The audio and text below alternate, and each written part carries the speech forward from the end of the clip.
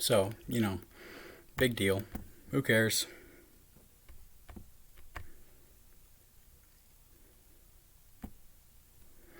Big deal. Who cares? Whatever. No problem. Nor any harm done. And striking out is still batting practice, and better than to scare and not to swing at all. Despite the colossal letdown that concluded, and left painfully plutonic without its fun fruition, our brief, friendliness, exploration, novelty. Yet I pondered positively the temporary acquaintance that I shared with Maria. I did, there he is again. I did, however, and of course,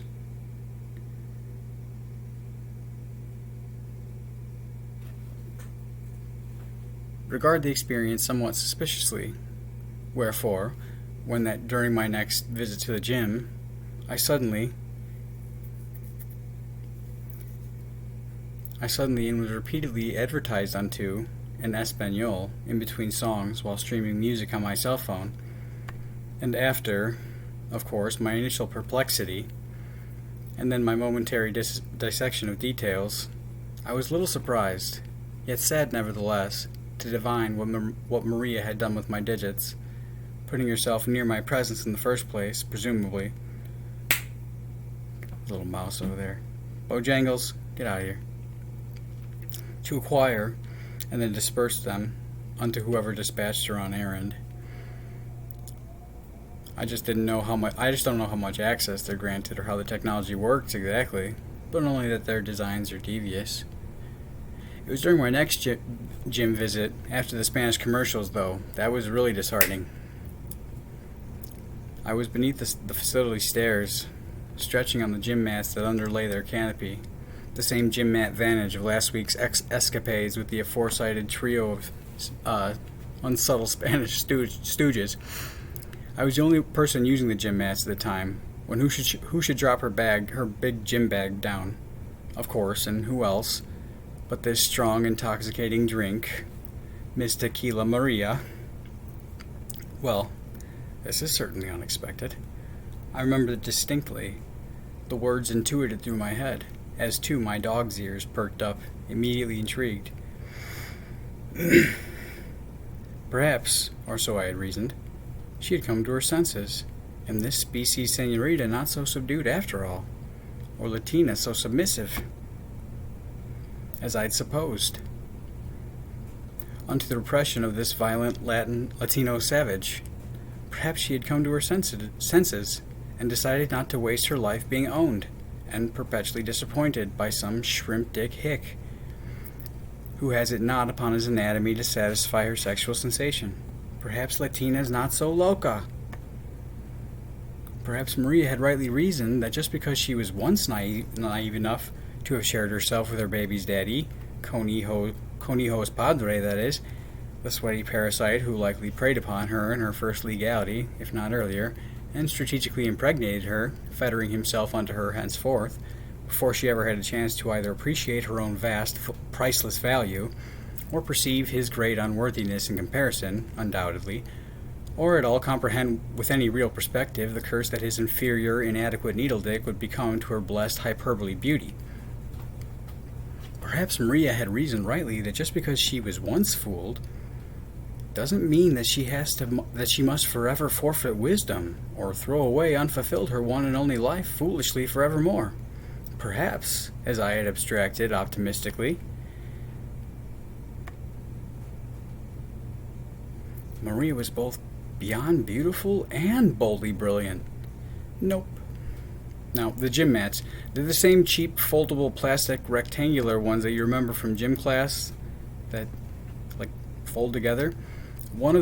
Two of them laid together side by side then forms a square that's 12 feet by 12 feet. So right away there's an intimacy created between two people utilizing the more comfortable cushioning, and one cannot plausibly fail to notice sitting down within 5 feet of another person. Yet Maria, nonetheless, sitting down with me 90 degrees to her left, blatantly ignored my presence, disregarding even any polite obligation to acknowledge, having encroached the space of, within such short proximity, the person with whom Some 3 or 4 days prior, she had spent the better part of an hour socializing, albeit under false premise and dissembling, but engaged with socially notwithstanding, that etiquette demanded eye contact at least. It was like I had somehow offended her, though, as though we were ex-lovers and I had once upon a time gotten the best of her, cheated on her, dumped her indelicately and started dating her friend, or broke her heart by some other means, and here she was rubbing my nose in it, that she had moved on, stronger, more resilient and self-assured, letting me know that I was never worthy of her attention or her time of day anyway. Not contemptuously, but haughty, not jaded, but indifferent, dispassionate, and not at all by me distracted, like I were any one of these other faceless carbon blobs that might also have approached her so impetuously and ill-advisedly, and in similar audacity. Somehow I worked up the nerve the other day to dare speak unto her, and how dare I, so thoroughly undeserving of her time, let alone allowing her for so long to humor me with dialogue. And so here she was now, though with her nose in the air, being kind with cruel discourtesy, but to dissuade my second attempt. This went on for like a minute, and it was deliberate, and her discipline was diligent and undeterred. A thick, palpable minute later, Maria reached into her jingling gym bag and pulled out her cell phone, having just then received a call. She flung back her luscious hair as she answered the call, revealing to me and making bare her long, slender neck, unto where she then put the phone to her ear. For the first time, too, her glance drew near to my direction, the side view of her left pupil, out of the corner of her eye, lighting upon the floor, near to, but a little before the place where I sat, as though by her glance she meant to inspire the inference of a significance to be deduced, related to me and the telecommunications device placed between us, Maria and I. The voice on the other end of her call made Maria bubbly and mirthful, and after a few light little giggles, she swept her strap up. She stood up, swung the strap of her big gym bag over her opposite shoulder, and casually made her way away, without ever once acknowledging my nearby presence, but dragged her eyes, sadistically, nonetheless, from my direction behind her, like the slow slice of a razor blade upon a naked back.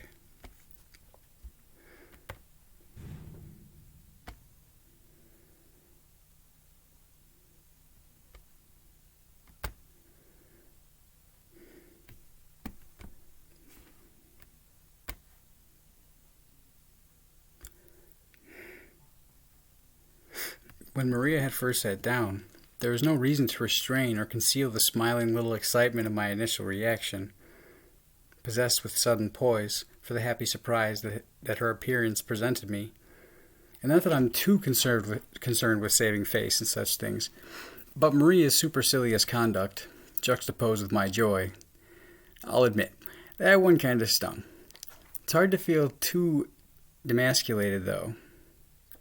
Besides merely obtaining the means of their deception, or misdirection, or character doubling, or whatever their specific aim, which was achieved, presumably,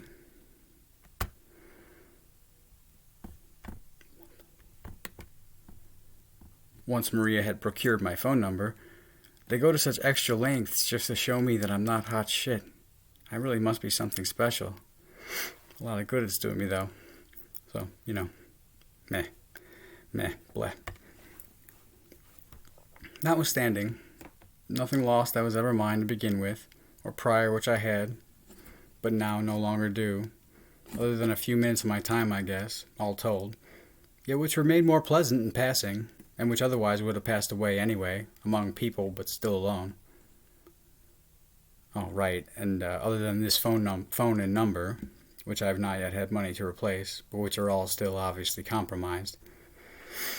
That wasn't very long ago, whatever that antagonism was with Maria. Within the last month and a half.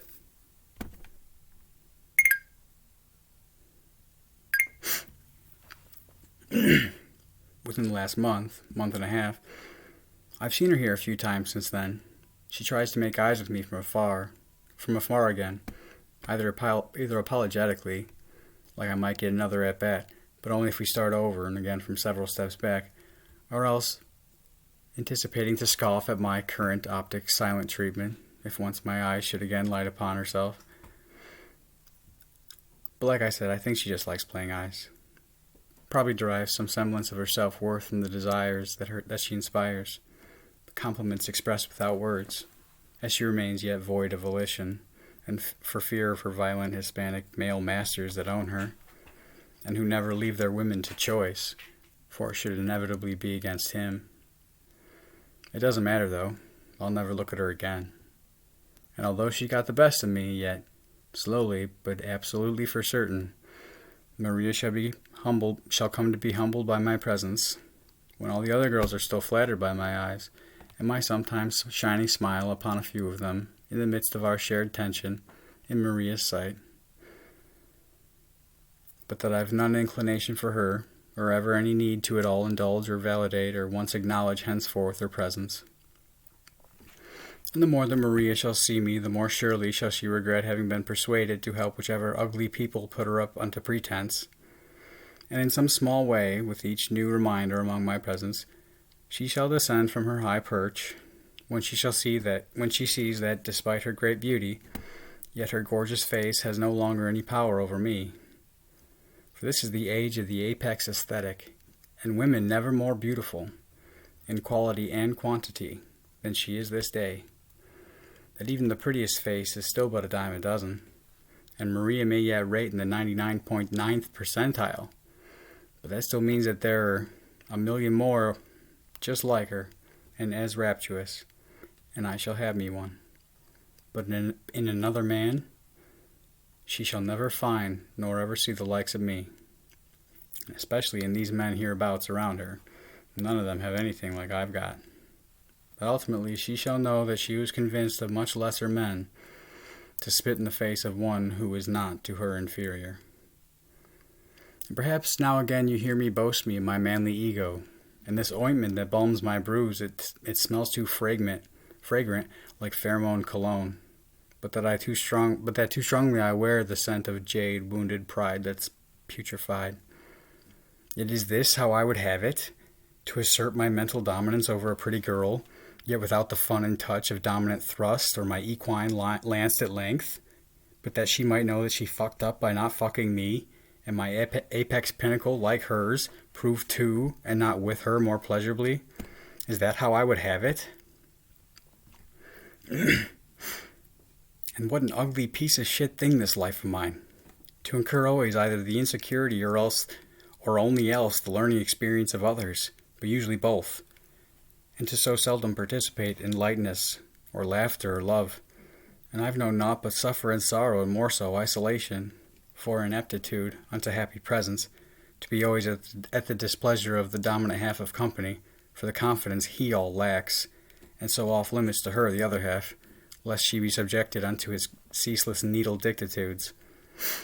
And would you? Would you be envied? Would you be special? Would you be selective? Would you be too retarded? Would you want to be like me and walk through life so happily? Would you shine just like the sun throughout the sky to wander by, and bright to others' sight, but always alone and one? And those rare pearls, Maria's sword, as like the moon, here at last, eclipsing now our paths have passed, in perfect tune, to wait so long and leave so soon, linger longer, silly moon. So little time our face to face, our sharing space, than more this lonely line I trace. And how is it then to be as such, like metal that's too hot to touch? And curse me, Lord, never so much, than to make me of beautiful manhood, than to put me ever into the clutch, or plant me ever in the land of the ugly man. For I've seen few, almost none among these men that were half worthy of half the women around here. And so many of the girls, even the very pretty ones, when within close range, look at me like wide-eyed and daunted, like they'd never seen shark of such size swimming in their great pond of little fishes. Or else as though they're afraid, or as I suspect, as though they're afraid, for they are forbidden. And would you want to be better than? Would you stand upon the rest, and be always more so made to savor the ugly shades of man's behavior? Sometimes I think I ought to just turn on Netflix and numb my head and stop with trying, and practice dying like these walking dead. But boo-hoo, and woe is me. And woe is me, I know. It's not like I've stopped trying with the Latinas, though. In fact, now I make even more so attempt. That for the hombres, making it personal is about the best thing that could have happened to one such as I, so quiet, shy. That for that it's become now a point of personal emphasis to forge as many acquaintances as I can among las senoritas. And I'm no longer particular, but I find often pretense to initiate introduction. Juxtapose my newfound outgoing friendliness chasing the chicas with this sudden disposition, which I've either newly developed or discovered, towards hostile, contentious display unto these homely hombres, Latina's cockroach counterpart. That now when I walk on the treadmills upstairs to warm up, whenever I can I walk ventral, on the dorsal row, and in front of vatos, so that once I'm done, and I halt the machine, I can turn and immediately in front of them, shake and adjust myself, that my big bratwurst bulges beneath my athletic shorts for their viewing pleasure, that they need no longer fear, but know it for certain, that they're inferior. That I've become, as a result, something rather infamous in rivalry. But it's localized mostly to the gym, though, since that's the only place I go anymore. And that place has always been a cesspool, which is to say that it's a workout facility, the natural habitat of homos, that the male locker room at every local gymnasium is likely a micro-epicenter and a hotbed breeding ground petri dish for future pandemic STD 2.0. And my neck has long been warped from staring and maintaining to keep my eyes always toward the floor, while around the free weights where men comprise majority, mostly, and in order to avoid the stares of these prowling carnivore queers who, no matter how many times that I utterly disregard and fail to acknowledge, and forbear to validate their any proximity with my eye contact, yet never are dissuaded from concentrating on my every position, especially within closer nearness, like at the next bench or something, becoming still when I'm still, and moving, and when I move, answering with instant motion, but to inspire some intuitive intimacy between, since they can't catch my eye, like some homo-mimic mating ritual pantomime Simon says, and whatever Simon does do, suggesting whatever Simon wants goes, and Simon can do with you. Nor ever do they cease to consume me with their eyes, and rarely miss an opportunity to snatch or attain mine from the air, as like my unaware, when I'm less cognizant of who might be there, or not paying enough attention to who is where, if I should listlessly displace my stare, ready to receive and catch my careless glare, more than often a male pair of hungry eyes is waiting there. So if you wander out to these parts, you'd best take care, and of these closet queers beware. These sodomites are everywhere.